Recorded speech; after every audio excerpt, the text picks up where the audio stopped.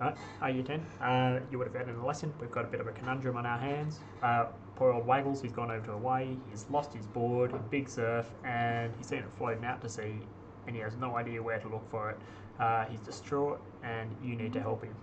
So, how are you going to help him? You're going to use the Ocean Surface Current Simulator, and you're going to use the data that Waggles has given us about when he lost his board and the date and the exact location. You're going to fill that in down here, and then you're going to run the simulation for different lengths of time. So I haven't used the correct dates or anything here, but you can see you can run the simulator for different lengths of time. So I'm going to run it for 503 days.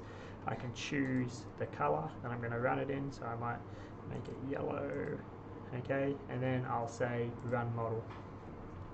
It will take a moment to run.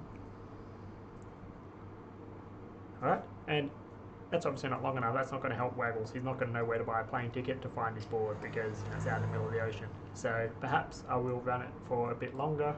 I might choose a different colour this time, so maybe red, and I'll run the model again.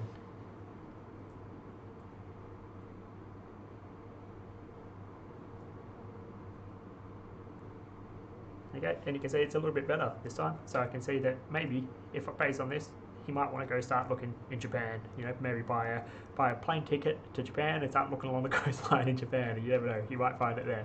Okay, so you're going to try and help Waggles do that. You might also want to look if he had lost his board on a particular date. Maybe use dates around that time because it might also give slightly different outcomes depending on the date that he lost it. So.